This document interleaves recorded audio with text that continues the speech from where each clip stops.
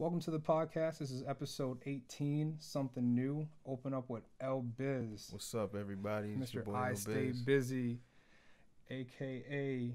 Low Budget. Oh, shoot. We going there? Yeah. Okay. This is open up something new. So if you haven't watched, like I do my research, I do homework, and I go and, take a look at things. That's fire. That's fire. Yeah. I like it. I like it. I've seen a couple things that you've done lately as far as media, so I'll spare you the same questions. For sure. I'm dope, sure that could get like annoying to continually say. I mean, it's cool. I don't mind. I don't mind. I'm not doing too many press runs, so I might get a heck of a lot of questions, but true. It does happen. Yeah. It does happen. Yeah. So I respect that. One of the big things I think, I can't tell you what the biggest thing of your career is, but I think one of the biggest things that you've done was like collaborate with the Locks.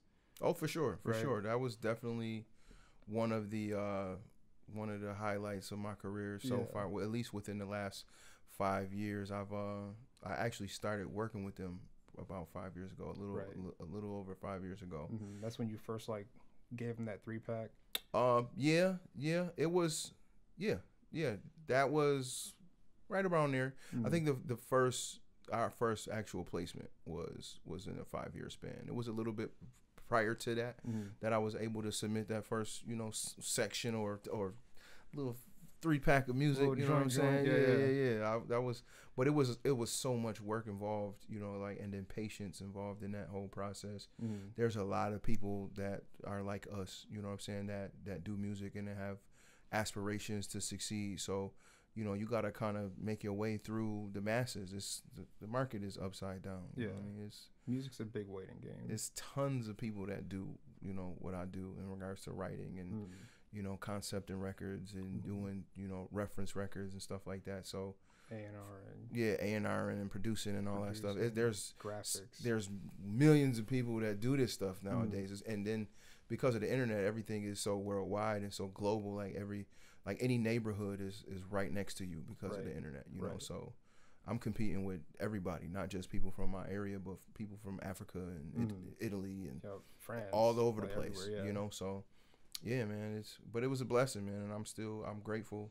I'm still in the loop a little bit. Okay. I was going to ask you still doing stuff with them at all? Yeah, I'm still in the loop. We still stay in contact. I was actually just talking to, briefly, one of the head producers there. His name is Dazel. Okay. Which is he's a head engineer, producer, in-house producer there at D Block Studios, and looking to try to help build another talent here. My homegirl iRock is working too. She moved back to Pittsburgh, but I help her too. She's still a little bit, not as much as she used to because she's in the modeling now. Yeah. But yeah, man. So I'm still locked into some pretty big stuff that's coming up. Yeah. Yeah, not necessarily directly for me, but I was able to toss a couple alley-oops to some people from Buffalo to get involved in that process as well. Dope. Shout out to my man Money Matt. He's the producer. Yeah. Shout out my guy. I went to school with him. Yeah, that's my homeboy. That's my his older brother Denzel. Yep, that's my homeboy. We actually connected at a networking event over at GCR Studios, and we just hit it off, man. Yeah. We hit it off, and I want to say fast forward maybe like a little bit over a year that we stayed connected. And was that the joint with I'm sorry to cut you off. Was that the joint with Elijah?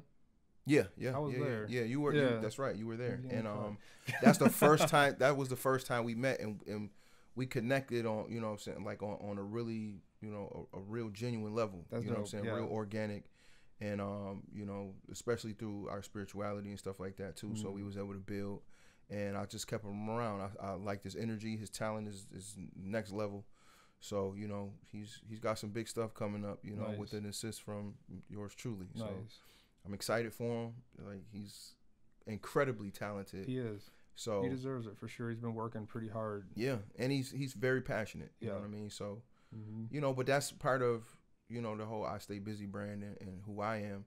It's like I never wanted to do this and be the forefront of everything. I always wanted to help other people. And anyway, that was part of the reason why I got into music anyway, is to just see somebody else succeed. Gotcha. Because I always felt like it was like a lack of people that do the other stuff. That's a fact. You know what I mean? Like everybody wants to rap. Everybody wants to be in the front of the camera and make beats.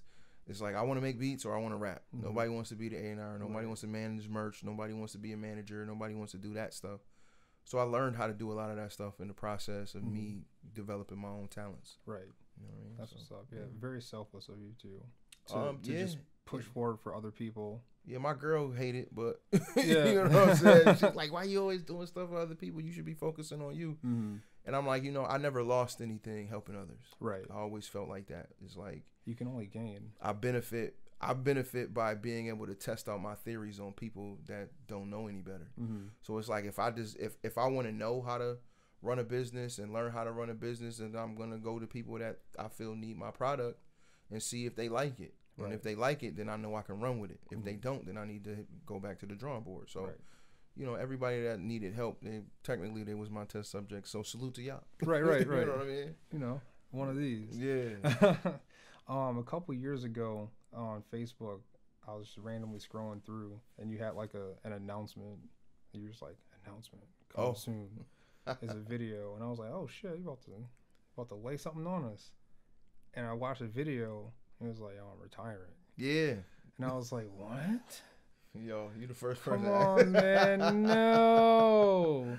You So you say retired, and then I look around, and then boom, you're back.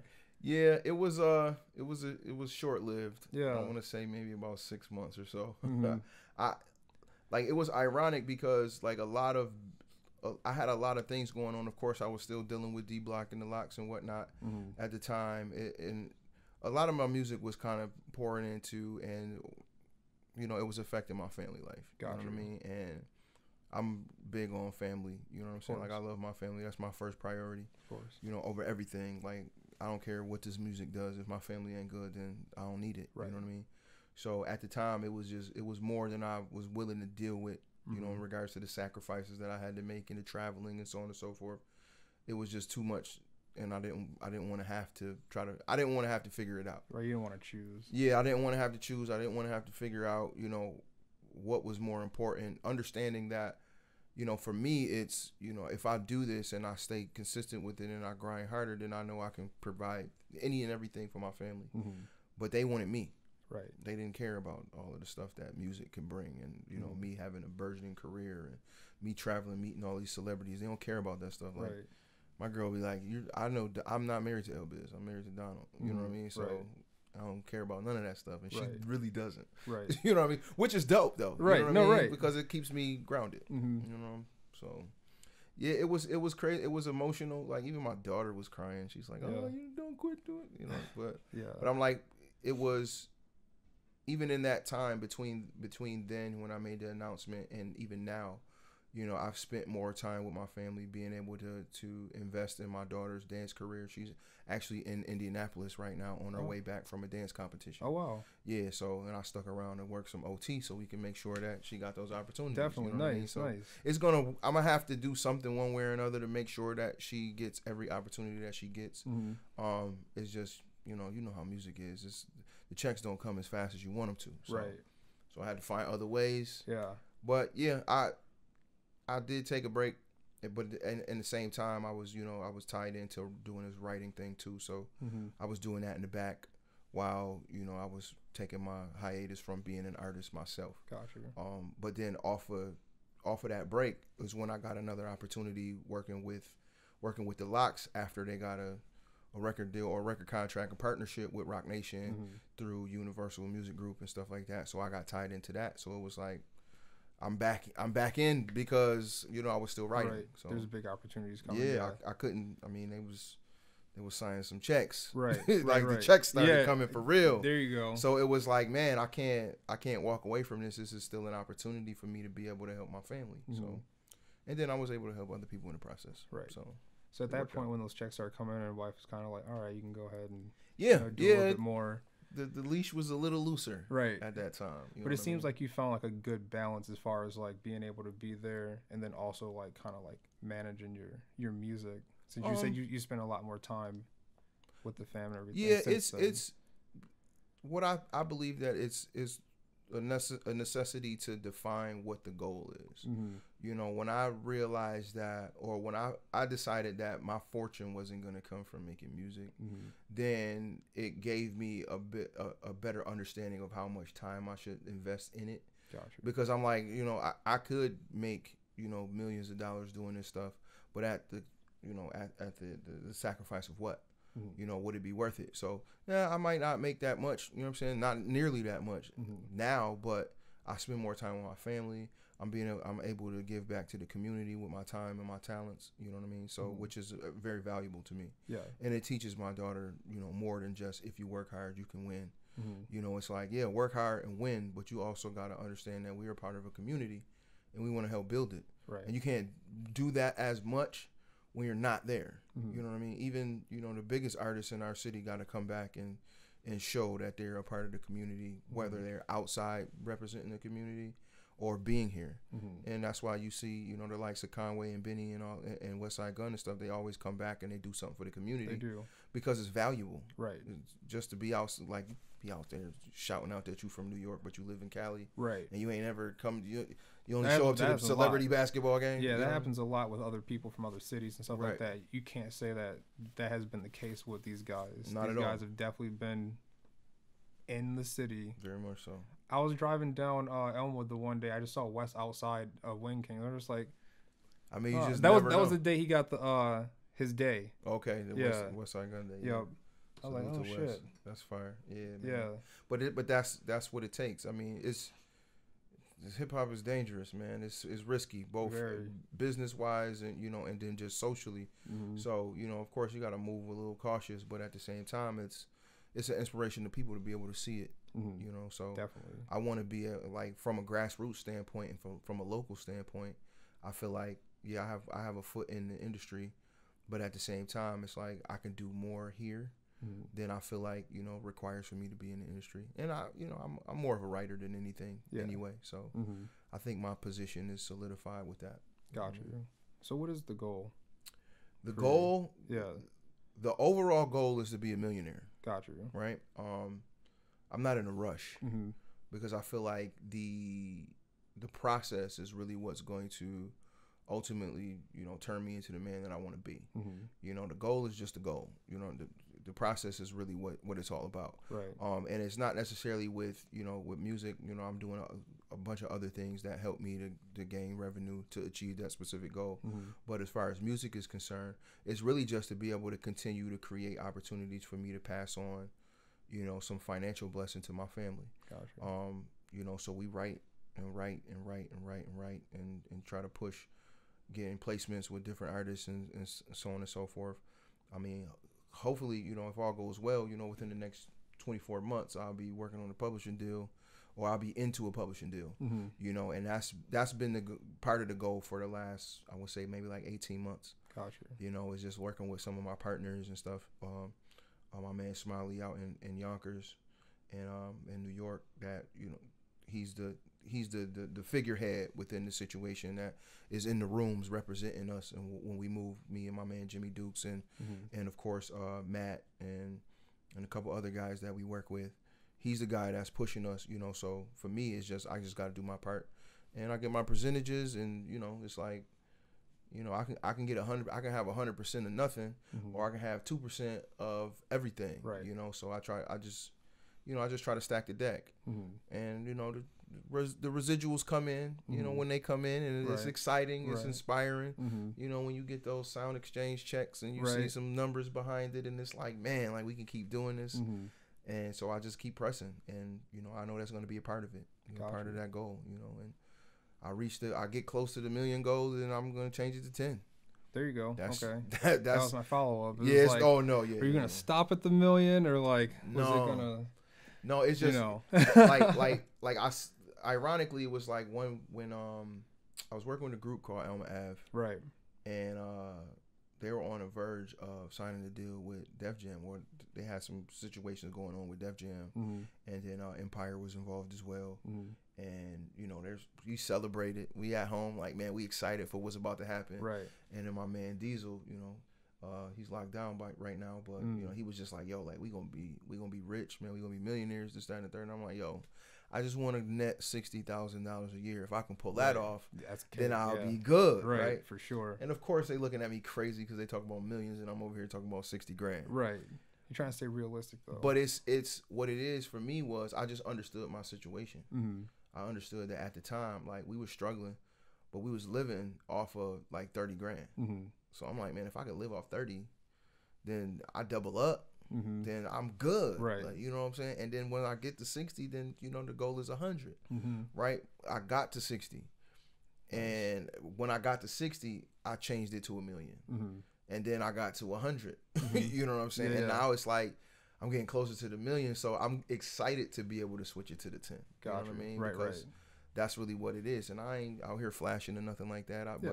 But it's attainable in more ways than one. More than just like trying to be something, which is sad because, you know, R.I.P. Pop Smoke.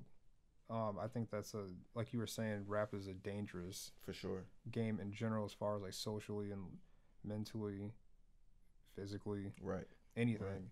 Right. You know, no one knows really his situation except for the people involved, but being flashy and everything like that draws a lot of attention. And I think a lot of like young people get the misconception that like you want to do that. Right. I don't think people want to do, like, I don't think you should do that. What do you think about that? I think, you know, there's a time and place for it. But ultimately it all depends on who you are as a person and what kind of message that you want to send and how you want people to perceive you. Mm-hmm. You know, in that situation, it's when people get lost in the pursuit of the income and pursuit of the money, sometimes they it's a trap. You know, they get trapped into saying any and everything just to get people to react. Mm-hmm. You know, and what most people don't realize is that, especially with hip hop, it's not the same as every other art form. And because it's not the same as every other art form, doing any and everything has more repercussion than, say, a Robert De Niro or a Al Pacino or somebody like that on a movie screen portraying a certain character, right, and portraying gangsters and whatever the case may be. And we celebrate it by watching because we feel like, man, if this was real life, then imagine how it would be. Mm-hmm. If this was really me in real life and how I could live like that. But in real life, it's real consequences. Like, right, these dudes get shot on the TV screen and they get up and they brush themselves off, right, and they walk away. Right. And in this game, it ain't no walking away. Yeah, you can't always do that. You can't, like even you take the Tekashi situation. It's like you can front if you want to, but ain't no future in your front. That's a great example. Yeah. As far as somebody like using social media to, you know, their advantage and then ultimately their downfall. Right.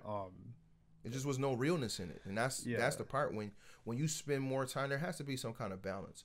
Of course, we all know that, you know, like music is art, and, you know, with any art piece, it's going to be whatever you want it to be. Like, mm-hmm, like one person can draw some sketch that's pinpoint accurate, looks exactly like the person that they drew it. Right. And then another person can just splash some paint on a canvas and call it art. And right. And it's abstract, and it could sell for $1 million. Mm-hmm. So, you know, it's not up to us to decide what the art is, but there's people out there that it moves to a point where they latch onto it and they consider it a part of their own reality. Mm-hmm. And with that being said, it's like, man, like you get it all the time, these debates about, is this real? Is this not real? Mm-hmm. You know, somebody posted up not too long ago, I want to say maybe like around the time that Pop Smoke was murdered. It's like, because he got shot, does that mean he was keeping it real? Because he got killed, does that mean he was keeping it real? Was that the question that was the question that was posed? That's and I'm like, nasty. that's an ugly question. Yeah, that's nasty. I don't like that.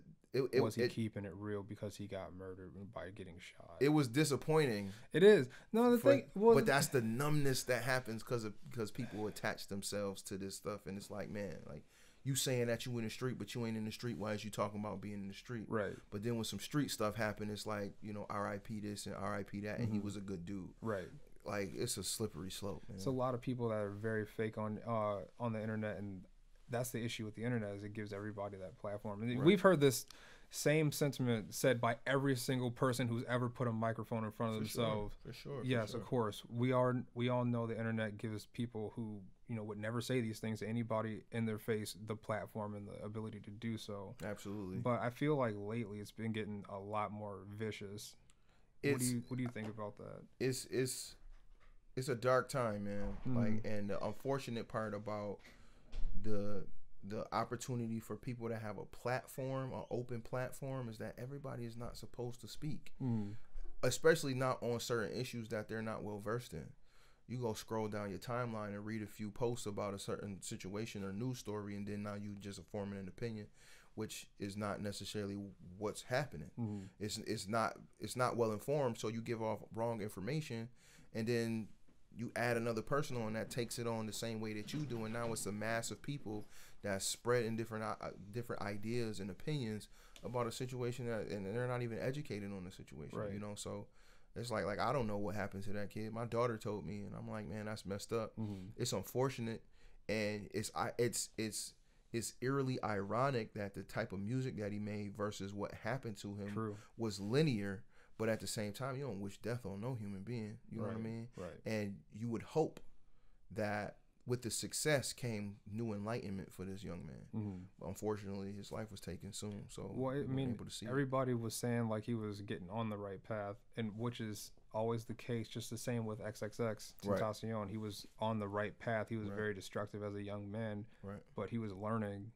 Like, you could literally see he was learning. Like, he would post up those hour-long videos talking, the positive stuff, and then again, violence in his own city. It reminds me of like one of my favorite artists when I was, as a teenager or whatever, was Memphis Bleak, and he wrote a song called Regular Cat, and another song that I really love is called Straight Path, and he talks about he's like, the hook basically says there's no such thing as a straight path, and he talk about one of his homies that was in the streets and then tried to get out of the streets and live a righteous life and live a good life, and he got murdered based on stuff that happened to him in the past or that he did in the past. It's like, it's really hard to get that stuff off, especially when you're not reconciling with the people you did wrong.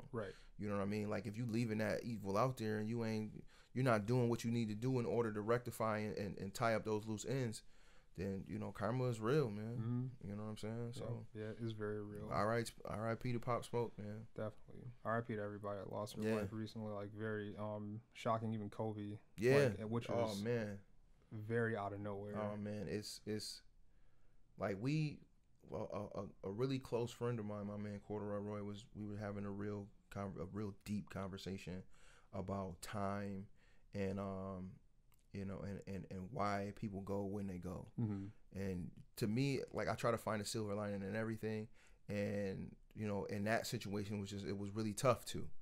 Because his daughter was there and so on and so forth. Right. And it's like, the only real lesson that I can get from that is like, you just got to really appreciate every minute that you get. Like, every second should be doing something to help build your legacy, and to have, the people that come after you, not necessarily just your family, but the community, to be able to look at you as somebody that was worthy of the praise that you get at the end during the funeral service. Right. That's all we could do. That's all we can do. That's all we can control. We can only control ourselves. You can't control when we go or why we go. Right. And that's part of what I've been writing about lately too. So, I mean, it's just tragic, man. It's been a tough year. It has, and it's really only February. And it's, we got like what? Shout out to all the happy people, everybody that's feeling good. This is got a morbid. Right. Yeah. It turned very dark. Yeah. Yeah. Dark like this album you got here. Very Erie County. Yeah, man. Erie County. This thing is different for you. For sure. It's not really like in your wheelhouse, but you made it work, and it's still L-Biz. For sure. I was listening to Life in 3D recently. Yeah. Dreams in 3D. Sorry, Dreams in 3D. You good. Yeah. Yeah, it was definitely a different approach to the music, and that really is attributed to both life experiences and then just the soundscape that was provided by my man Rubik's Cube. Right. He was bodying the production.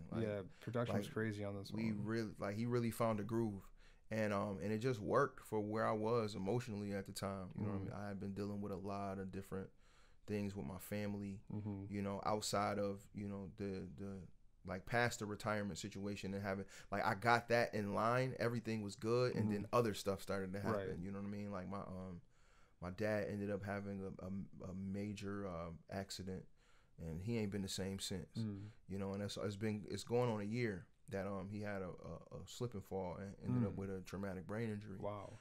So between that and then the year prior, my mom was dealing with a tumor on her lungs, and you know the year before that, my grandfather had passed away, and in that same year, my man D's got locked up and sent to the feds.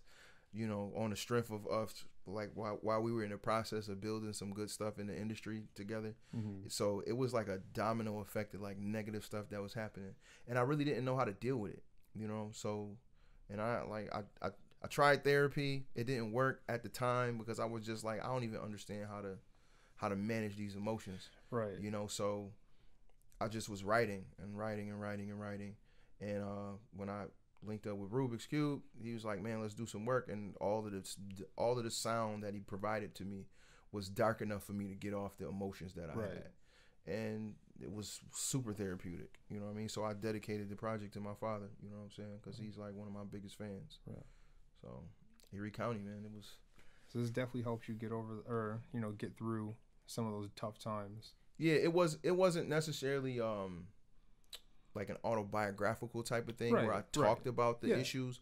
It was just like I had so much anger in me. It's that energy. So I just used it to get it off, and you know what I mean. And then, of course, it's like, you know, the wordsmith in me. I want to make sure that it's stellar because it's still music. Right. And you know, and I just so happen to benefit to the fact that that vibe and type of and style of music is what we from Buffalo are being known for at the time. You know what I mean? Music. So yeah, spooky, dark, street, hood, gangster, all that stuff. You know what I mean? So like I grew up in the projects, so I mean it ain't like I've seen it, I've been a part of it. You know, so it was real. It was like being at home.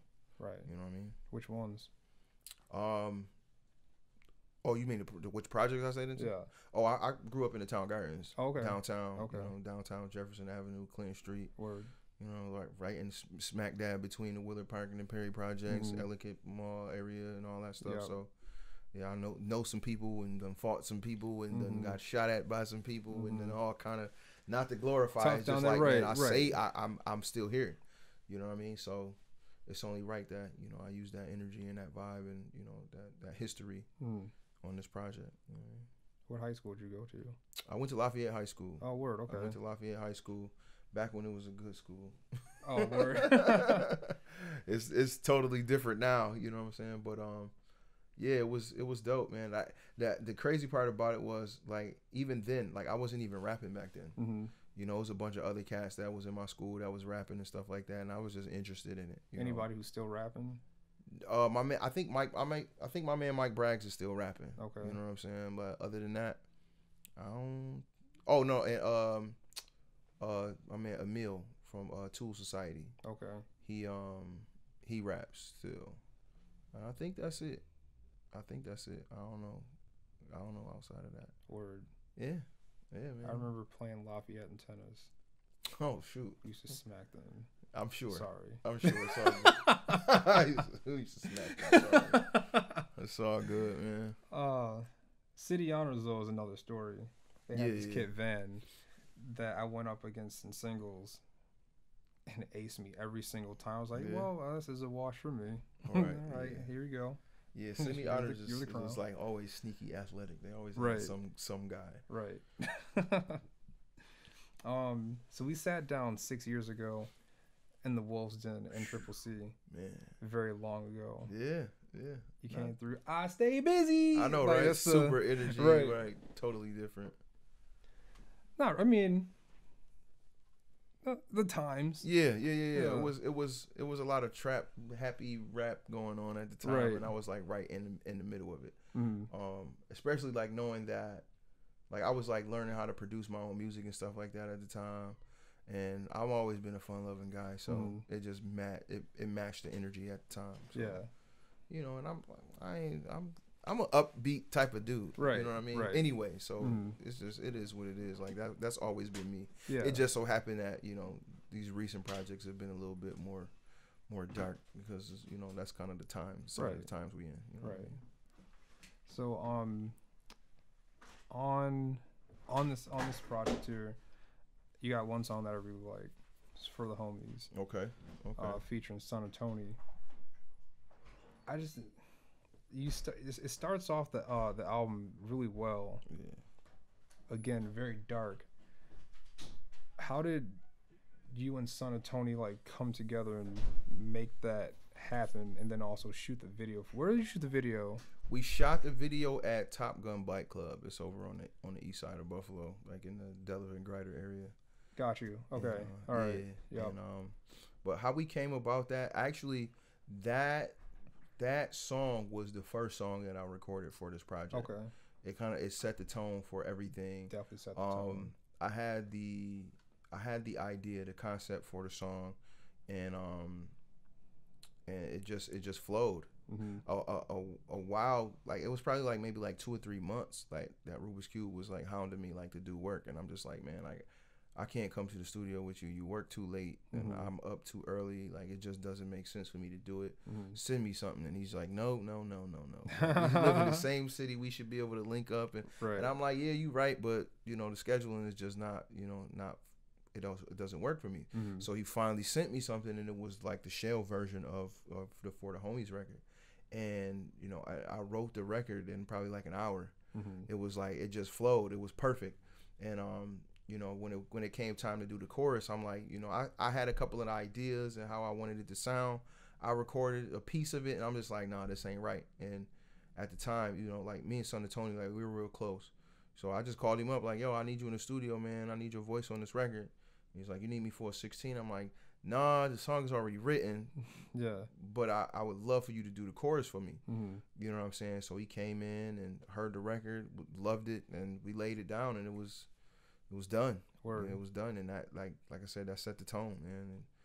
And it was perfect. We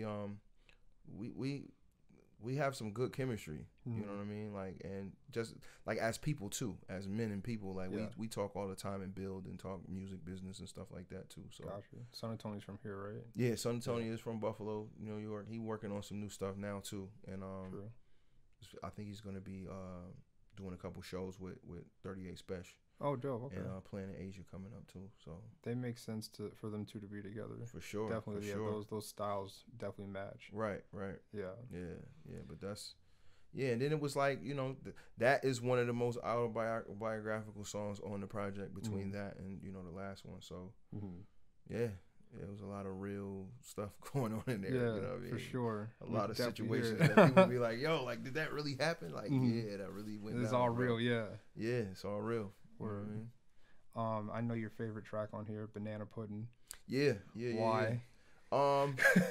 Why is Banana Pudding my favorite? Oh no, you're sorry. You said Banana Pudding your bra. Right, because it was like I had a lot of fun recording it. I had a lot of fun recording it. Like the concept, I don't like half of the stuff that I come up with. I don't even remember how I came up with it. But with that, you know, like it's a few linear things. Like my wife, one of her favorite desserts is banana pudding. She used to order it at, you know, from this lady that I don't even know if she's still around, but she used to order it all the time, and the lady would call her banana pudding. So I'm like, man, banana pudding, and I heard the beat, and I'm just like, yo, this is it. You know what I mean? Like this is the concept for this song. So I just gotta flip it, and then I kind of just went away from traditional and standard formats when it came to writing for this project. I just wrote until I felt like it was done. Right. You know what I mean? So it's like hooks and pre-choruses and all of this stuff, and then a 16, and then maybe a 24 or maybe a 8, and it's just done. You know what I mean? But I love the wordplay on it. You know, the cadences were different for me too. So and then the beat is just crazy. Like the whole tape is very well put together, and you, like I said earlier, you definitely stepped out of your wheelhouse to create this piece. Yeah. Always appreciate it when somebody takes that chance. For sure. For sure. Talk about the back of this. This is you and a couple people. I see Rubik's Cube on here. Yeah. We actually shot that on stoop off of, I want to say, Lenox Avenue in near Malcolm X Boulevard. We were shooting the video for what was the song that we shot for? Mobbin' with my man Coney Brooks. He's on the back of that. Okay. But it's a bunch of people from Harlem and the Bronx, you know what I'm saying, that came to support the video. Some of his people came, but then my man G4 Jack, he put it all together as far as like bringing people together. Cool. He was the one that kind of introduced me and Coney Brooks and set up that song because he executive produced my project as well. So, and that's my brother, man. I've been working with him since like 2001. G4 Jag. Yeah, G4 Jag. You know what I'm saying? So, you know, it was only right. You know, we were actually, that happened the same night as Benny's. I want to say it was a Tana Talk 3 show in New York. Oh, okay. Or Plugs I Met, pardon me. Okay. When they did the Plugs I Met show in New York. Funny story. I had tickets to go to that show. I was gonna just go because I knew that I knew that Jadakiss was gonna be there. I knew that some of the people from D Block was gonna be there. So I wanted to make sure that I come and support, you know, the Buffalo side of the whole D Block thing. And and one of my homies, the dude that shot the video, it's like that. From the B-Heads, he's just like, man, like, why would we go out there and be fans when we can go out there and work? And I'm like, man, like, I want to be at this event, but it made sense what he said, you know? So I'm like, man, if y'all down to go, then we can shoot. So the intention was to shoot the For the Homies video. And like maybe like 2 days before we left, Son and Tony was like, yo, I can't make it. So while we're riding up, I'm like, okay, well, we can probably maybe do like parts of, we could do a part of that song and then do it to like a to be continued type of thing and then shoot another song. And they're like, man, well, we wanted to shoot a whole video, and they were like, you know, pressing. So I'm like, well, maybe I can possibly get Coney Brooks to come through. You know what I mean? Like, and you know, everything just worked out, you know, where he was able to come through, and we ended up doing a listening party there out in the Bronx. It gave people a preview of the project, which was really dope. You know, the executive brand came through and did some interviews and stuff like that, and a bunch of different artists came through, and it was dope, man. We had a cypher and all that. It was just hip hop, right? It was just hip hop, and then we was able to shoot a video that night. But that, you know, that picture was you know, representative of that whole day. Gotcha. It's just like we mashed out and just did everything we could that day. Word. Yeah, that's what's up. It worked out. Yo, so on the spine here, we got the title. Obviously, it's Erie County. Why did you decide to capitalize the U in county? Is there any reason for that? Not exactly. Okay. You know what I'm saying? I just stylistically. Yeah, for like it was just a dope style thing for me. Like it wasn't like somebody asked me that. It's like, yo, why did you capitalize these letters? Do it mean anything? Right. And I'm like, dang, I wish I could lie and tell you that it did because they were so intrigued. You know what I'm saying? Like I was we at the For the Homies video shoot. This dude was like, yo, like why did you do that? And I'm like, dang, like I usually like to have some depth to everything that I do, but not this time. It just looked dope. Gotcha. Okay. Hey, it happens like that sometimes. I'm mad that I didn't create something though. Like, man, that would have been dope. Like, I was gonna say like maybe it meant like Erie County University or something. No, right. But it don't. Right. Okay. It's just style. Gotcha. So what's next for you, man? As far as like a new project or something for you personally, I know you have your hands in a lot of different things. But we're talking about L-Biz next project. Erie County just came out not too long ago. Yeah. October. I mean, we're into we like past the halfway point of the first quarter. Yeah. So, but I've been working with another producer, my man Carolina Blue. Okay. And is he from here? Yeah, he's from Buffalo as well. Him and a kid called Quest from Rochester. Okay. That's a cool name. Yeah. He's super dope producer as well. Nice. And I'm working on my next project, man. It's called Latter-day Saint.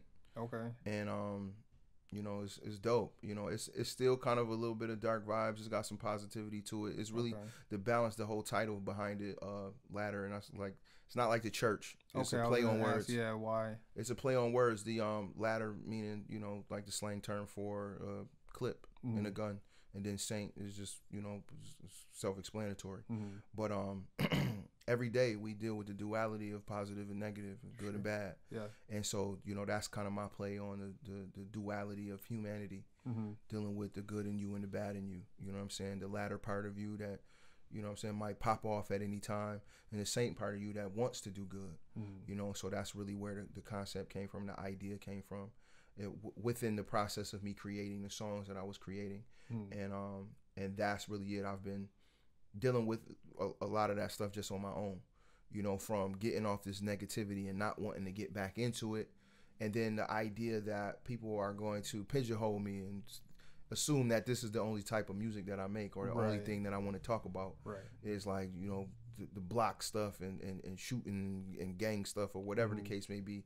No, that's not who I am. You know what I'm saying? That was a therapeutic thing that I went through, but at the same time, I'm not gonna play naive like this ain't what, you know, what the city is about and what my life is about. You know what I'm saying? So it's that balance, that duality. Right. You know what I mean? And I'm saying, and on here, you didn't really give us that much of that like gang shoot 'em up stuff. Oh yeah, but there's some of it on there. Right.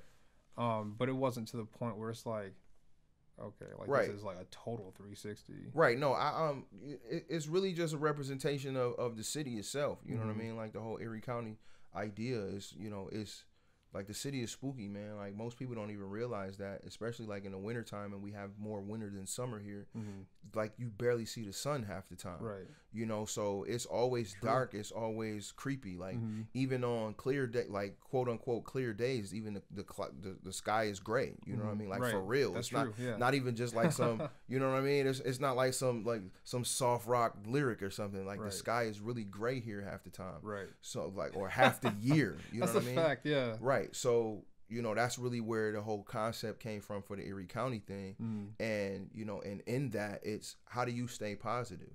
How do you find, you know, saintly things to do? How do you find righteous things to do and righteous things to be a part of in a place that's almost dark half the year? Right. You know what I mean? So it's, you know, finding that balance and finding it within yourself. So, you know, Latter-day Saint. I don't have a release date for it yet, though. So, okay. Any features on it?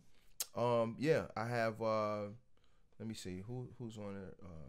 Son of Tony, me and Son of Tony got some more. He was mad at me that I didn't give him a verse on it for the Homies record. Right. So I'm like, yo, and too, like I felt like, you know, the production that I got from Kid Called Quest fit him perfectly. So dope. We have a record together. Love the Genius is a part of this project as well. Who else is on it? Planet Asia. I got a chance to do a record with Planet Asia. And Tiz from the American Cream Team, which is Raekwon's squad. Yeah, man. Who else is on here? No, I think that's it. I think that's it. My daughter makes a cameo. Nice. You know what I'm saying? So yeah, but for the most part, it's just me. You know what I mean? And Word. I'm excited for that. I was thinking about adding a couple more features, but I'm just like, you know, maybe I'll just wrap it up here because I did like it. There was barely any features on my last project, so it's like, you know, I want to be able to drive home the point of, you know, my own personal dualities. You know what I'm saying? So you don't want to oversaturate either. Yeah, no. Like, I mean, it's cool. It makes the job easier. You know, sure, of course. Right. You know, Here, if I gotta listen. if I gotta basically, it's like it's easy to create a 16 for me for the most part. You know, but it's like the challenge is to cap off the idea and the thought. Right. You know, and still make it just as dope, you know what I mean, as like the one verse go, you know what I mean? Definitely. So, yeah, man, but that's, you know, Latter-day Saint. It's in the process. I want to say we're about maybe 70% done. Okay. You know, and the goal is to have it out before April. So. Okay, cool. All right. So we're not gonna wait. We already got the video with Tiz and or Twiz, pardon me, Twiz and Planet Asia is in the wraps, and I'm thinking about shooting another one. Of course, I want to have at least 2, but I don't know how big I want it to be. Because like the song with my daughter is extremely, it's like my favorite song of the project. Yeah. So, but I got a really, really, really huge idea for the visual. So I got to get the money together. You know what I'm saying? I got to be able to increase the budget for it and make it dope. You know what I'm saying? The song is called Daddy's Princesses. So. Nice. You know what I mean? Latter-day Saint, man. Look for it. It's coming soon. Word. So your daughter wants to get in the music, or is it not just like all. a one-off? Not at all. Okay. Like, you know, she's a true kid. You know what I'm saying? So it's like since she was young, it's like she sees stuff and she want to just try it. You know what I mean? Like we traveled and did some modeling stuff and some acting stuff, and she wanted to get into that. So I started to just get her involved in some of the media stuff. Like she's the face of one of my projects. Like she did the cover of You Heard That. They Heard That, right? Yeah, she did the cover of You Heard That, and then we did it. Like my first record that I got played on the radio, she did the hook for it when she was like 3 years old. Wow. Yeah, it was a song called "Whole Lot of Money." Gotcha. And she did the hook for it. You know, like super baby, just don't know nothing. I'm holding her up to the microphone, and like it was one of the first beats that I had produced too. So I like sampled her voice and chopped it up in there and stuff. Nice. It was pretty dope. But I try to incorporate my kids. My oldest she don't even care about none of this stuff. But true. But she's like my youngest daughter Kaya is she's in it. Mm-hmm. She's in it to a certain extent. You know, she'll try it. Mm-hmm. You know, but you know how kids are. She's seen the rap game and was like, I want to rap. Yeah, right. And then I got her in the booth and she was like, I don't want to do this no more. Yeah, it's hard. right. Keep doing it over and over again. Right. That repetition, like, man, this is boring. Yeah. This is what you do all day. I'm like, bruh. You know what I'm saying? When it's done, this is fire. But right. The process, she ain't with it. Right. Yeah. On You Heard That, you had production from Odyssey. Yes.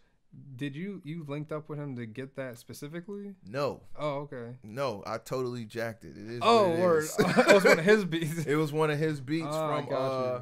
I want to say it was an instrumental project called Rock Creek Park that he did, and and the beat was so dope. Like I don't even remember how I came across him. Actually, you know what?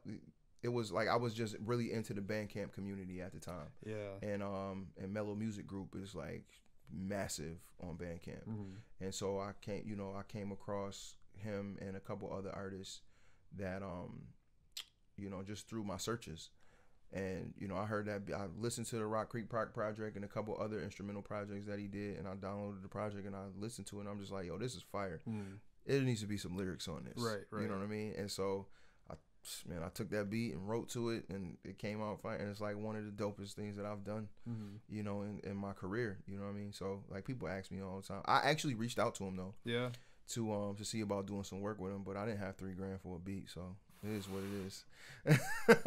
At the time, I was like, you know what I mean? Because I'm never scared to reach out. Like I'm gonna ask, you know what I mean? But I didn't have $3,000. Yeah. I didn't have the buzz to make it make sense for me to spend $3,000 at the time, and just spending $3,000 for a beat, it just didn't make sense to me. So kind of ridiculous. Out out to him, but like he's a legend. Definitely a talent. He's a legend. Definitely a legend. Amazing. Underground for sure. Yeah. But out of my price range. Right. I definitely feel you on that. What I'm saying? So you want to play a track for the people off of Erie County? I mean, yeah. Why not? Which one you want to do? For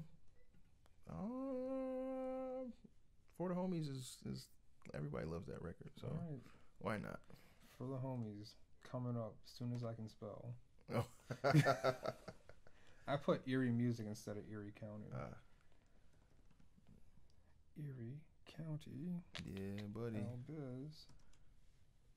Yeah, man.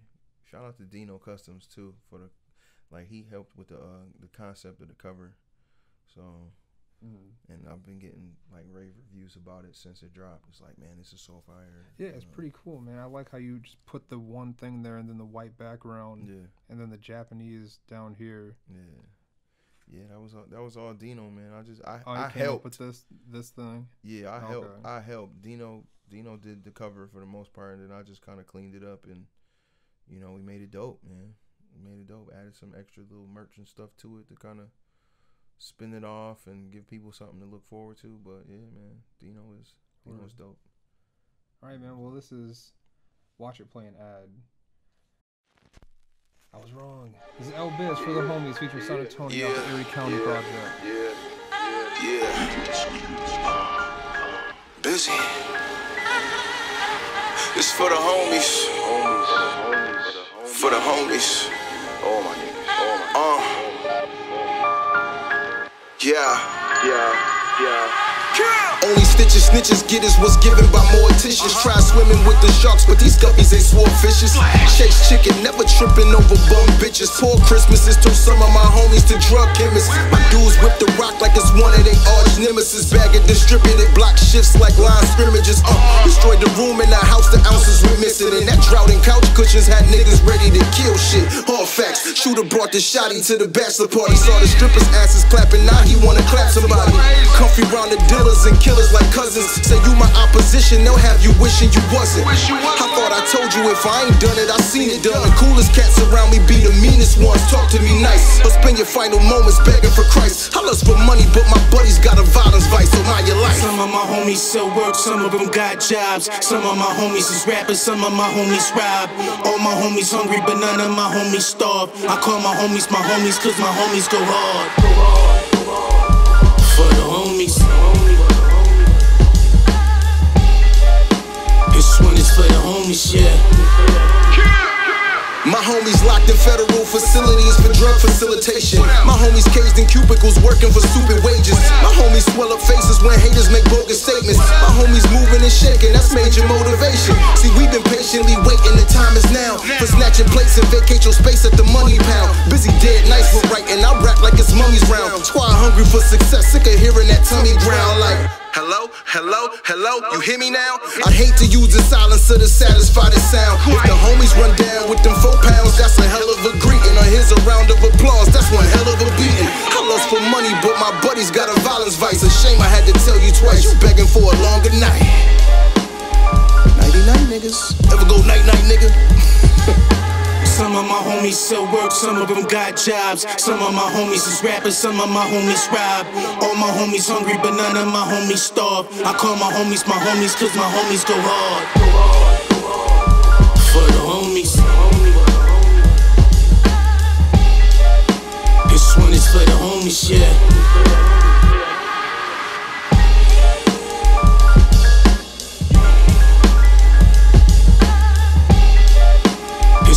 For the homies, yeah.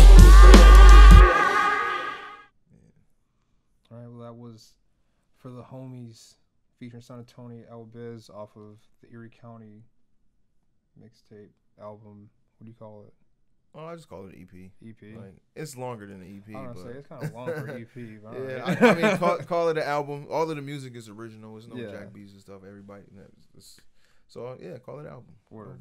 Go for it. Pusha did it. I'm doing it too. There we go. Yeah, right. There you go. You know what I'm saying? Definitely. So we before this we were talking about fight game and stuff like that. Yeah. Deontay Wilder, Tyson Fury, John Jones, Reyes, all that stuff. Do you have a favorite fighter? Yeah, my favorite fighter is George Foreman. Word. Yeah, his family. Man with the grill. Right. Wait, is he actually family? Yeah, word. It's my grandfather's first cousin. Oh, wow. Okay. Yeah, so, you know, I never got a chance to meet him, Mm-hmm. you know what I mean? Because, like, my family is from Memphis and then, you know, Michigan and stuff like that. But, you know, it's pretty dope. They were estranged. They hadn't seen each other in forever, but, yeah, I've got all the stories and some pictures and stuff like that. And Word. It's pretty cool, you know what I mean? So... But I like every time somebody mentioned, you know, like, are you related to Joe? Because they find out my last name and they always ask me, and I'll be like, yeah, and then they tell me that I'm not. So I just don't bother with it. You know what I'm saying? That's it's mad like, corny. are you related to George Foreman? I'm like, yeah. And they're like, no, you're not. All right. Okay. And that's my whole demeanor. I'll just be like, okay, right. Like, I'm not about to argue with you about my truth. Yeah, right. So you know what I'm saying? I convince you that I'm telling the truth. Right. No, I'm cool. Yeah, that's wild. So, but yeah, man, like he was like just through bias. That George Foreman is my favorite fighter. You know what I'm saying? Outside of that, like Winky Wright was one of my favorite boxers at the time too.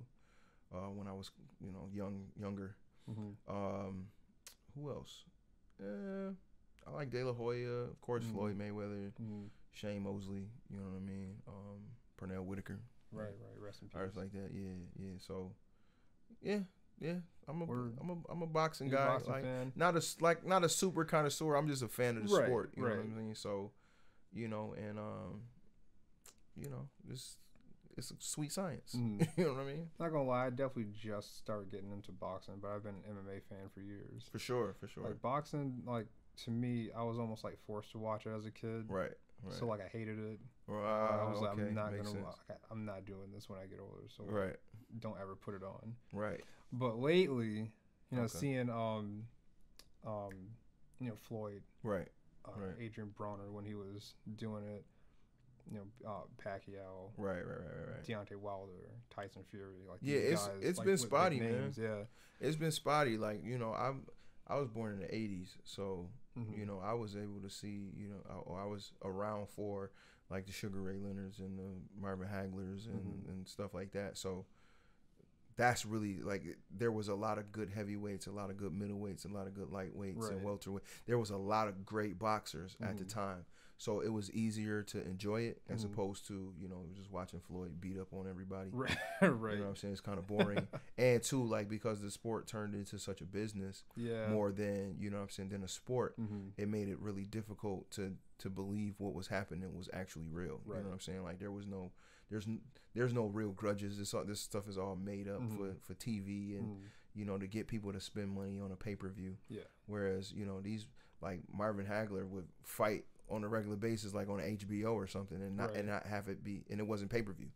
It was just good fights all the time. You know what I mean? So it's a little different. And then too, like, once I would say once what's his name? Once Lennox Lewis retired, then it was like Klitschko this and Klitschko that, and then all of the other divisions were kind of whack, and nobody liked Floyd because he wasn't knocking anybody out. Right. So it's like it wasn't entertaining. He became Mr. And Technical.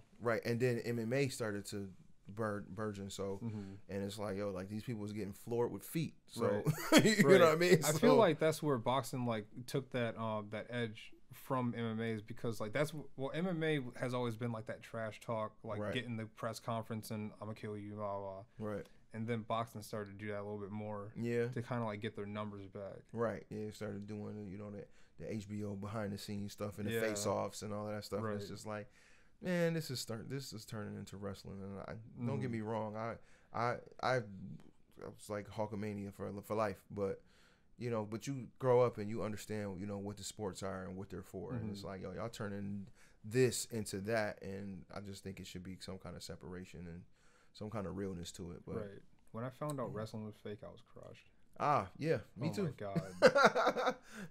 I mean, yo, like, yo, let me set the record straight though. Wrestling is not fake.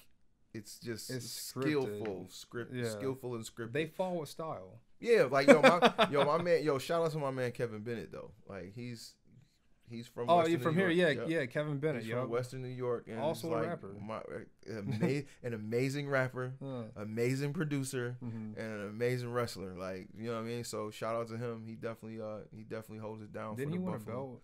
Yeah, he's in the Canadian circuit too. You know what I'm saying? I'm not sure what leagues they are, but like, he made an appearance on, I want to say, on SmackDown once.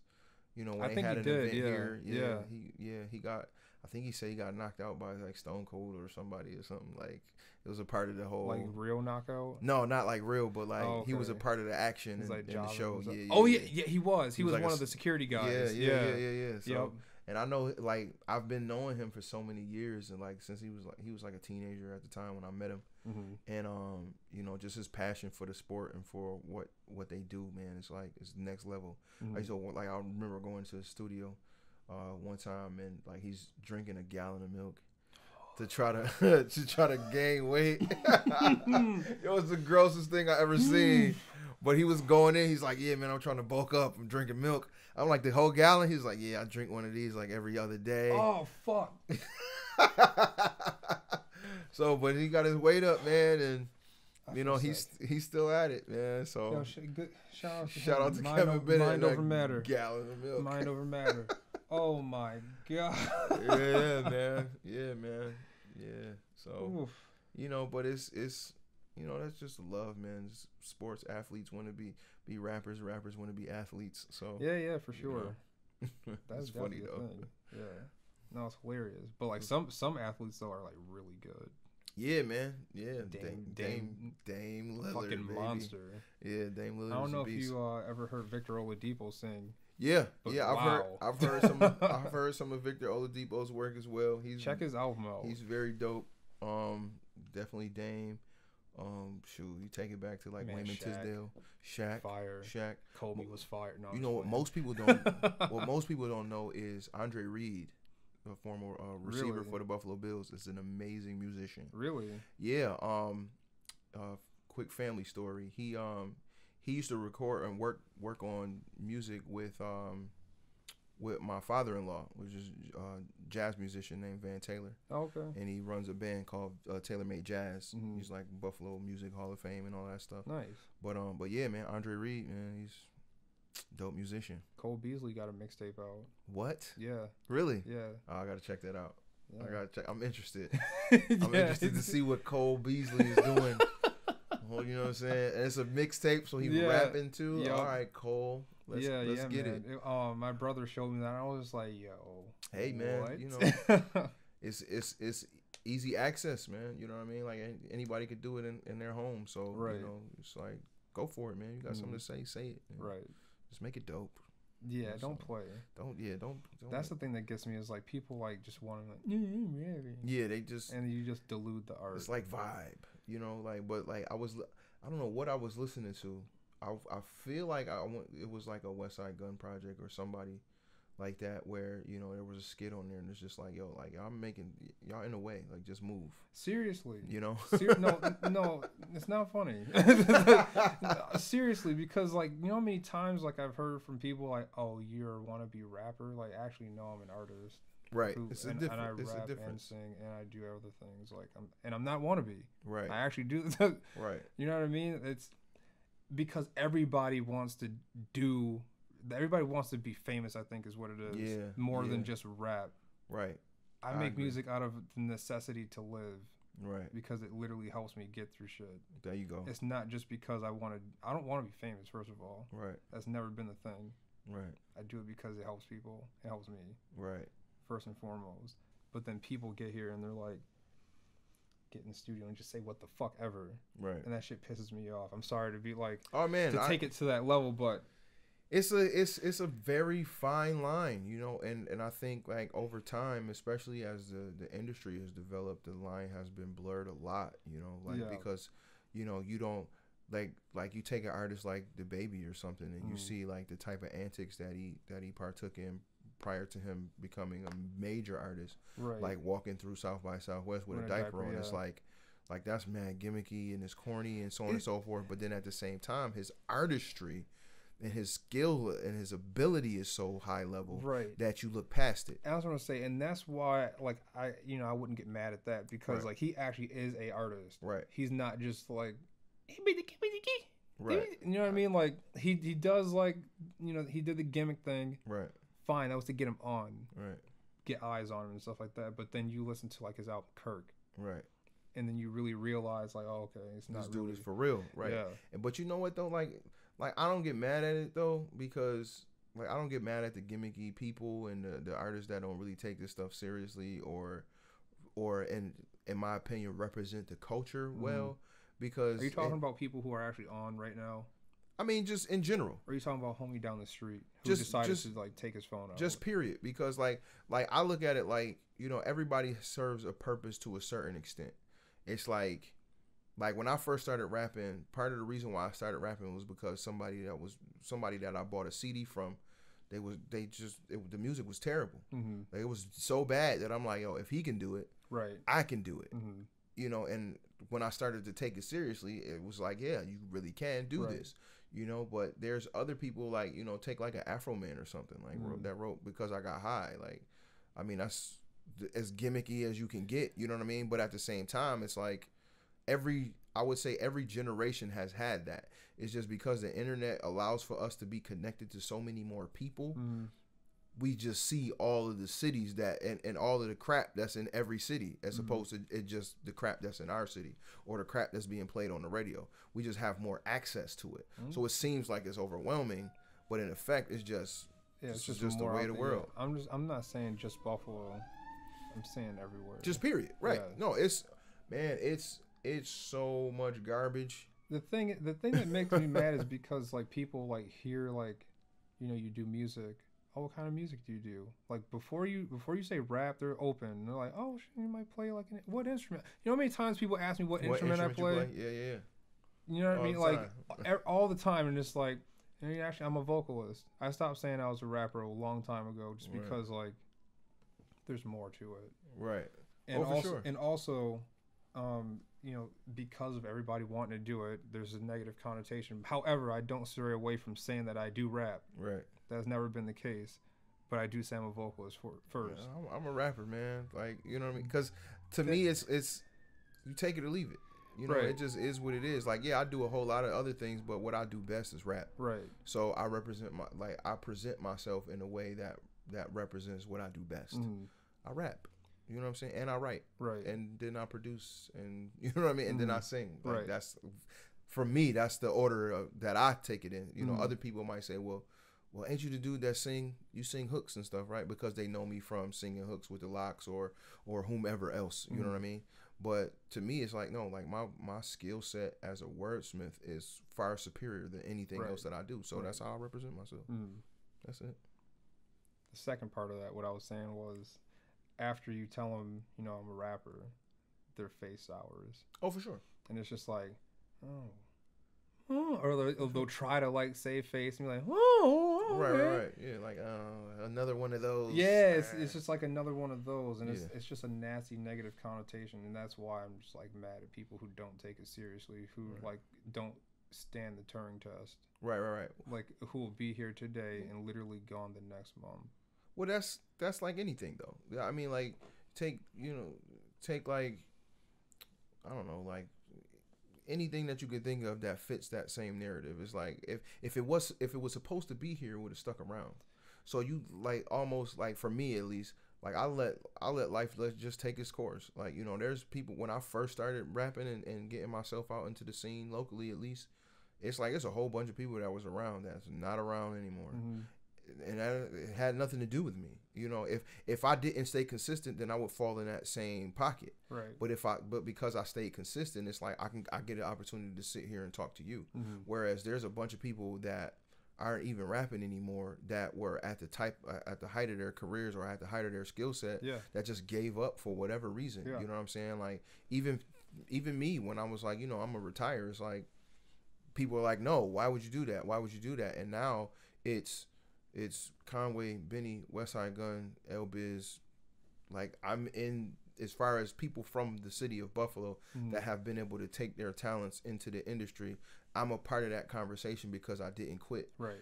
And anybody else that did, I mean, that just was that's their path. If they're gonna come in, do one record, blow up and be dope and then disappear, like, that's cool. But I'm, again, like, you know, I'm on a mission, and the process is really what's gonna turn me into who I want to be. Right. Not, this is a large part of my story, though. Right. You know what I mean? Am I wrong for feeling like that? No. Okay. You're allowed to feel however you like. I just, like, I'm really big on being a master of my own emotions. Right. And understanding that everything plays a part. You know, even, you know, like, McDonald's is the trashiest food that you could probably eat, but it plays a part. Right. Because it's like, you know, in those times when you really, really struggling and you got $1 and 8 cents to your name or 10 cents to your name, then you can go and get a sandwich and survive. You know, so even though it's not the most healthy thing in the world, you want to be here for another day. You know what I mean? So you got to do what you got to do to survive. There is, you know, like, even with, you know, record labels, you transfer that same idea.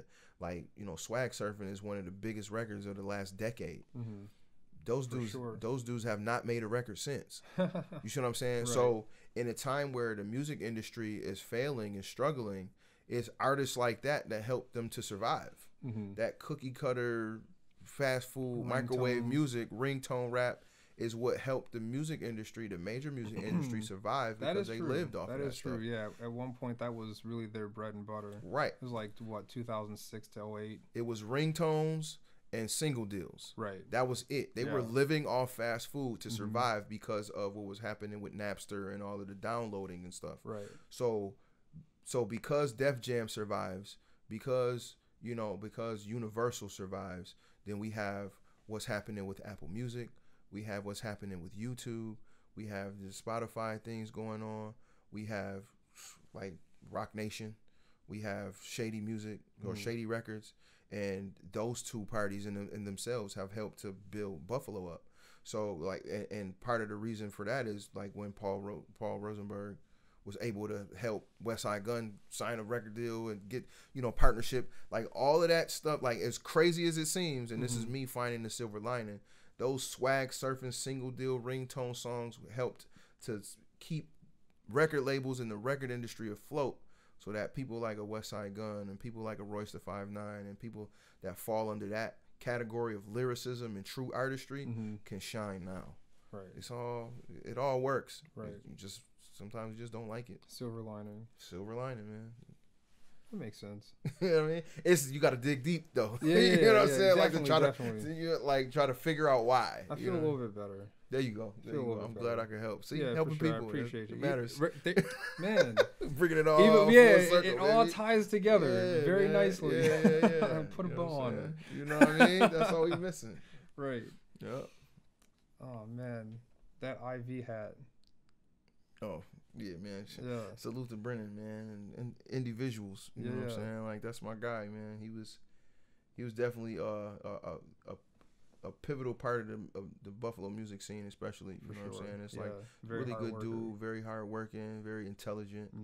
You know, and you know, I'm looking forward to what he's gonna do in the next 2 to 5 years. Yeah, definitely. You know, with Bridge Studios and everything like that. So it's quickly becoming like the spot to go to. Yeah.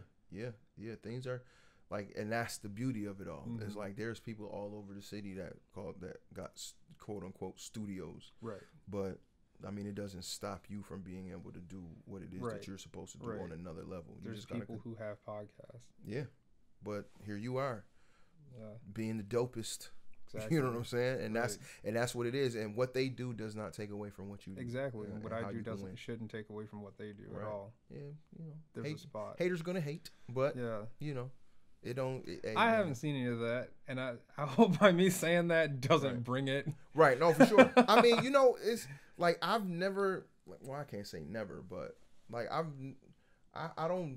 never recalled anybody like dissing me or disrespecting me that I was unaware of. You know what I'm saying? That you were unaware of, right? You know what I'm saying? Like, right. But even still, it's like it's still out there. Yeah. You know what I'm saying? You just never know. Most people that dislike the things that you do positively, they either one they got an issue with themselves and what they're not doing for themselves, or you know they just meant to be a motivation. Like, it is what it is, man. Like I'll take it all. You know, like a lot of smile on your face, people. That's just this industry, man. Yeah. Like it's.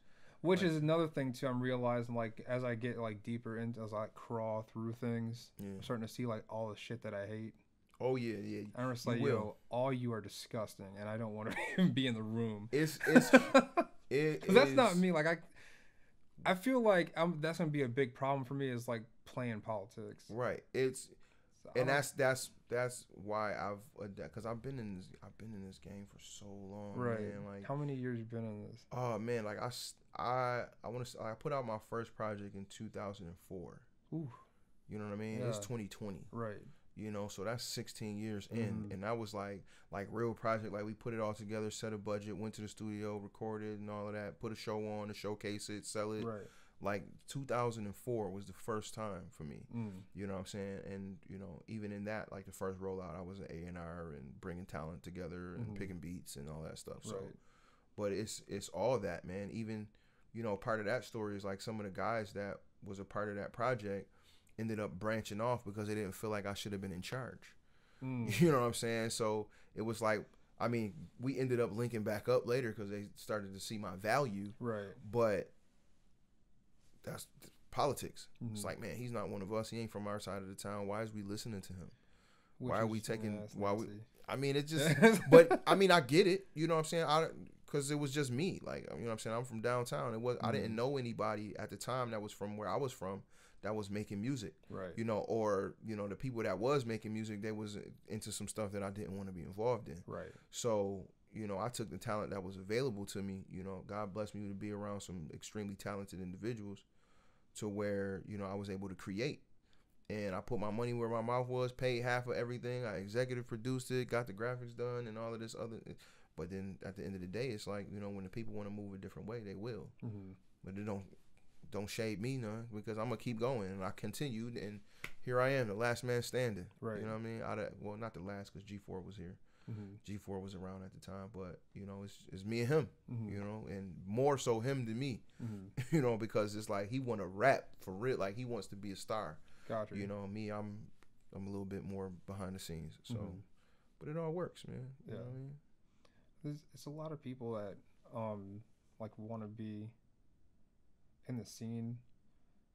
I would say like what I'm trying to say is like entrepreneurial spirits like yourself, somebody who wants to like have their hands in a lot of buckets, but then also bring everything together so it ties nicely. Right.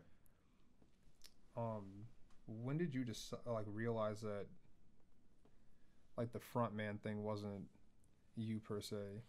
I would say, I mean, it was from the beginning, man. You know what I'm saying? Like my love of hip hop was never about me wanting to be a rapper anyway. Right. You know what I'm saying? Like I fell in love with beatboxing. You know, like that's how I got started into my love for music, with just listening to like the Beastie Boys and LL Cool J and stuff. Yeah. You know, but like fast forward to when, you know, I got in the studio, it was like I wasn't rapping. So like I was just singing, and I would sing hooks for people when they asked. You know, my cousin would be like, "Yo, sing this hook." Like I didn't think that I was talented enough to even do it, you know, but at the same time, like I always just wanted to see it created. I just wanted to see music done and how it goes from, you know, a microphone to a CD or a record or whatever. So that was always my passion. And then to help somebody get on, that was always it. Like it was never, I want to be a rapper and I want to be the dopest and I want to be, no, that was not my passion. So it was really like from the beginning of me starting to write. Like I wrote my first song in like high school or something like that, and then got exposed to the studio and recording and whatnot. And from there, it was like, yo, I'm sick of sitting back and watching everybody else do stuff that I don't feel like they should be doing. Not necessarily like saying that they're not talented enough. It's just I'm on the back burner, feeling like we could be doing more. And the people that are in front, I don't feel like they're moving fast enough or are they working hard enough. So you know, it was working at a job, and my homie, one of the guys, my coworkers, was like, yo, like, you know, I'm writing the song, and he's like, oh, you rapping? I'm like, no, I sing. He was like, man, my brothers rap. And I went into a house, into a bando. You know what I'm saying? I went into a trap house, and they was in there with a karaoke machine, messing around, rapping to some, you know, some instrumental tapes and stuff. Yeah. And that was it. I'm like, yo, these dudes is dope. Yo, this is what we gonna do. I'm gonna take half my bread. We gonna go to my cousin's studio. Y'all just bring whatever, you know what I'm saying, bring half of the studio session money. So if the session is 40, y'all together collectively can bring 20, and I'll bring the other half. And we're going to record, and we're going to make songs, and we're going to work for 2 months and see what we end up with. And we did like a 15-song mixtape called The Coalition, and that started it all. And who was that? The Coalition, at the time, it was a group called 912 from East Delavan. My man Cyrus, some Black, and this kid named Boss. They from the East Delavan area. A Status, which they wasn't A Status at the time. It was just all solo acts. A Status was Scripps, my man Good Rittens, and their brother Marquis, and then another group called ended up being 716, and then transferred into Diesel and De Niro, which was like my man D's and his brother, and then G4 Jag. Word. You know what I'm saying? And we all could, like, from different walks of life. It was like just people that I had built with through over time. It was like bringing them in, like, yo, this beat is dope, you should use this. This beat is dope, you should use that. Like, you would sound dope on this, you would sound dope on that. I did like a couple of spoof skits and stuff, like where I sang and played around a little bit. And so we put it together. Really took control of that and like really EP'd that thing. Yeah, I put the whole thing together, you know what I'm saying? And it was like bring people together in different walks of life that wouldn't necessarily be around each other. But it was just like a compilation project, you know what I mean? Like, but it was just a mixtape. It was all like mixtape beats and stuff like that. So, and we did that, and you know what I mean? And it started a whole lot of stuff. Like, you know, like now, like G4 Jag was like not too long ago. He was on BET with 38 Special and Flea Lord. Word. You know, working with Planet Asia and Graph and Frenchie from out of Harlem, and you know what I'm saying? But his first time ever being in the studio was with me. Right. You know, for that project. You know what I'm saying? Fast forward to maybe like 2 years after that, we was working with Ron Browse, Murder Mook, T-Rex, this other cat named Nemesis that was part of the Dot Mob. They were actually trying to recruit Jag for the Dot Mob. Oh. So so like this goes way back, like right, like before. Does he battle rap? No, and that was part of the reason why he didn't go further with the Dot Mob thing, because he didn't want to battle rap. Right. And you know, he got a bit of a temper, so. Oh, gotcha. Yeah, you don't want to be. Yeah, Gemini got a bit of a temper. Shit to him. Right. So he's like, man, I'll punch one of y'all in the face. But yeah, man, joking. When you know, this was like, you know, Smack DVD time. You know, like I can say that I A&R'd and executive produced like the second Coalition project when, you know, A-Status and Diesel and De Niro separated and went and did their own thing. G4 Jag was still involved, and he actually brought a bunch of, you know, people from Harlem to be involved with their project. So we ended up with some Ron Browse production on the project. We T-Rex was on it. I want to say, was Murder Mook on it? I don't think Murder Mook ended up being on it, but we got 2 records from T-Rex. One Jag featured on, and then the 912 group from East Delavan was a part of it, and then probably like 4 other cats from Harlem. That was H-Team, Jag's young homies from home. Came up to Buffalo, recorded with us, and helped put the project together. And then I started rapping around that time. Got you. Yeah. So, and then it just took off, man. And we did about 5 projects. I A&R'd and executive produced about 4 or 5 projects with him, and then started doing my own stuff. And then got tied back in with A-Status and Thugsman and Buff City and Benny, and the rest is history, man. Word. Yeah. Word. That's what's up. Yeah, it's a long history, but it's very, history. Yeah, very long. So, I mean, 16 years, a lot happens in that time. Indeed, yeah, indeed. That was the extreme abridged version. Right. From sure. beginning, from the end to the beginning, and here we are. You know what I'm saying? So, yeah, man. You were recently on Shay 45. Yeah. With Laura Sear, right? Yes. Well, unfortunately, he wasn't there that day. Okay. So I got blessed to kick it with Jack Thriller, but yeah. Right. Yeah, that was dope, man. It was a crazy story. I got the call to go the day before, and it was like less than 24 hours before I needed to be there. And my man called me like, "Yo, Jag called me, cause Jag had been on like a couple months prior, and you know he killed it, you know. And of course, like I want to say Amadeus, DJ Amadeus, shout out to him. He was like, you know, you got anybody else? Because we need some quality to come up here. Like, it'd be a lot of cats that's just trash. Right. So he's like, of course, man. You know, he told me, he's like, you know, like, ain't no telling when they're going to ask. But when they do ask, you got to be ready. You know what I'm saying? So I'm like, man, I ain't worried about it. You know what I mean? And sure enough, it was like on a Tuesday. Randomly. I was at work, and he called. And it's like, it's very rare. Like, I don't answer my phone at work hardly at all because I have so much to do. But when he calls, I know it's business. So I'm like, man, let me take this call. I call. He's like, yo, they ready for you. And I'm like, what you mean? He's like, Shay 45, they ready for you. They asked if you can get up here tomorrow. And I'm like, damn. I'm like, oh, shoot, are you serious? Now, mind you, it was probably like 2 p.m. Like, my day is about to be over. Right. I'm like, well, what time I need to be there? He's like, you need to be there by noon tomorrow. So I'm like, you know, it ain't nothing but a quick flight, but I want to make it worth my while. Right. So, you know, I'm like scrounging around to see if I can get some people to drive with me. And sure enough, you know, I was able to convince Rubik's Cube and it's like that to come along for the ride. And we rode out, man. And I was exhausted driving. But yeah, it was an amazing experience. You know, I met a lot of celebrities and stuff like that. They was treating me like a celebrity. Like, you know, shout out to Getty Images was taking my picture all cool and stuff. I felt like a celebrity for real. You know what I mean? That's what's up. And got to kick it with one of the head photographers with Getty, and Jason Aldean. Oh, cool. Michael McCrary from Family Matters. Like, we actually got to sit down and chat with them a little bit. You know, just on a one-on-one, not even like on the radio show or nothing like that. We was just like in the lobby because they was doing renovation in the lobby. And on that specific floor, so it was the space was cramped, so we was just in close proximity. So I'm like, man, I'm here, I might as well kick it with them. Right. So I was talking to them a little bit, and yeah, we got on, man, and I did what I know to do. You know, that was it. Snap. A little bit. You know what I'm saying? You have to, like, Buffalo is known for at this point bars for over sure anything else and spooky music sounding Like we definitely got a sound come here type of shit. And it was always like it's crazy because it don't seem like much, but it was nerve wracking. Like it was a bit nerve wracking because they had us waiting and waiting and waiting and waiting. I waited for like an hour and a half. Is that like the big thing why it was like so like nerve wracking? It's just the waiting. Yeah, that and like I'm not familiar with the structured cipher. You know what I mean? Like we talking ciphers. Like yo, like a beat come on and somebody start rapping and then we just start rapping. We just jump in. Right. It ain't no like yo, my name is L-Biz and I come. You know, it's no announcement of who I am and where I'm from and shouting out people prior. Like there's no precursor. Gotcha. So I wasn't really prepared for that. And because I wasn't prepared for that, it kind of threw me off. You know what I'm saying? Initially, I'm like, yo, like I gotta shout out some people. Who am I gonna shout out? Oh crap!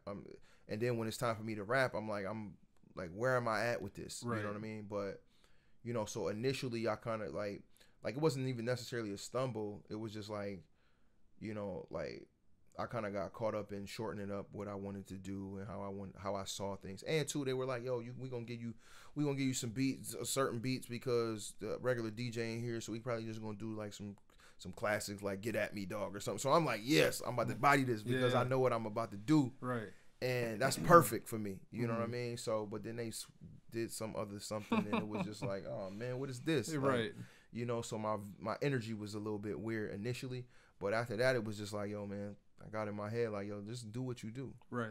You know, and the rest, like I bodied it, man. And salute to the other cats that was there. You know what I'm saying? But I felt like, you know, I definitely showed improvement. Yeah, they come away with the cup. Yeah, you know, like it was.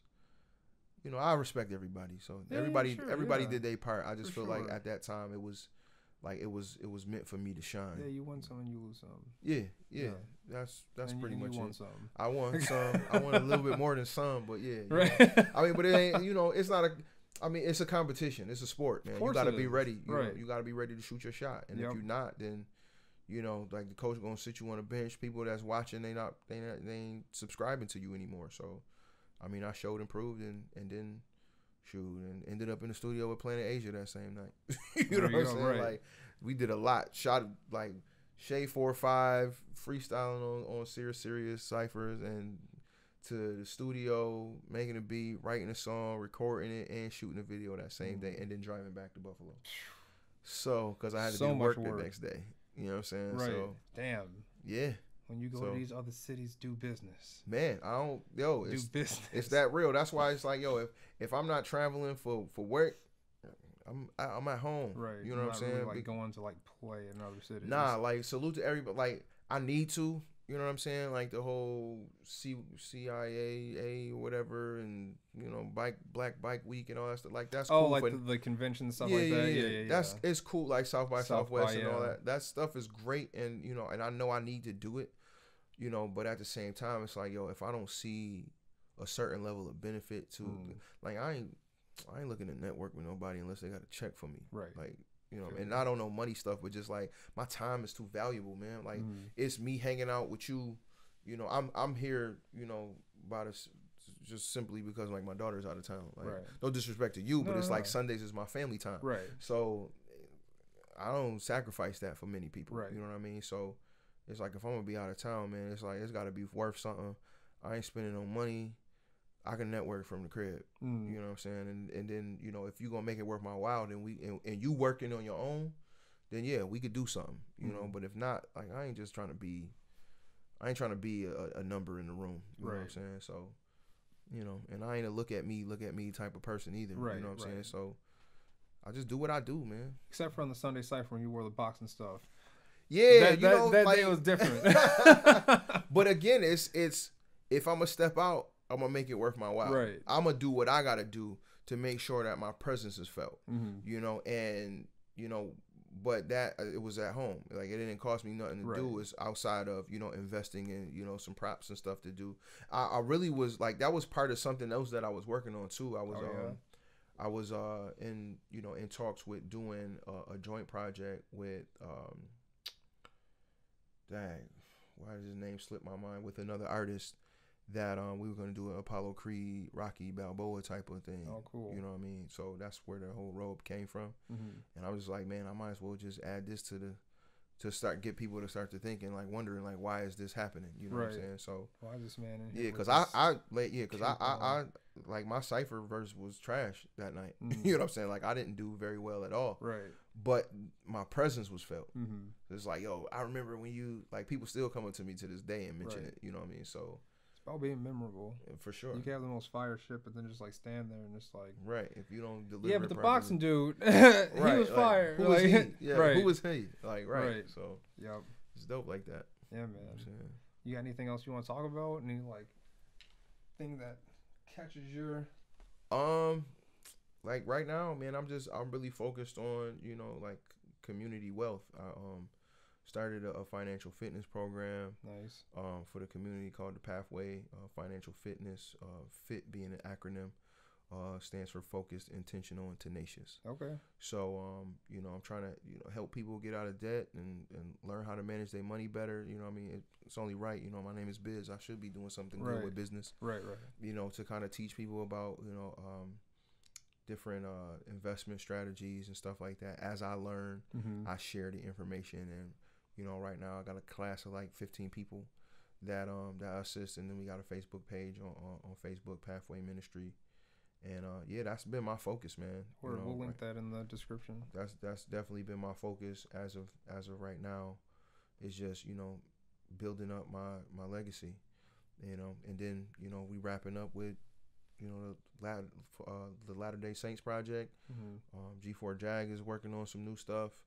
You know, the Fly Family movement is working. So like we global now. You know what I mean? So it's beautiful, man. Like no complaints. I'm tired. I ain't gonna lie. Like I'm exhausted, but I'm sure it's all worth it though. Yeah, you know, it's because I can see the results. You know what I mean? That's the beautiful part. You know, looking at my bank account, I can see the results. Like I'm still doing my business taxes because I had a very busy year last year. Right. So you know what I'm saying? So I'm getting things in order, so I ain't got to be audited. Right. You know what I mean? But it's just a lot of work, man. It's a lot of work, and you know, I always say, especially from a political standpoint, it's like we can look and be disappointed and disgusted at the things that's going on in America and around the world, but until we change ourselves, it's it don't do nothing.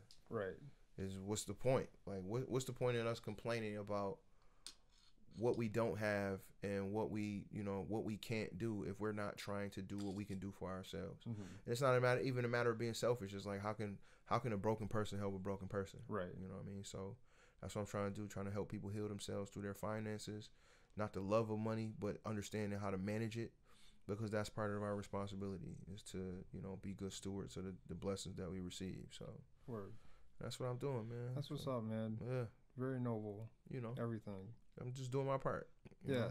You know, for sure. You know what I mean? Like maybe I'll be famous. I don't chase the fame. Right. I just do my part, and everything else comes my way, and then I allow for, you know, the overflow to bless other people.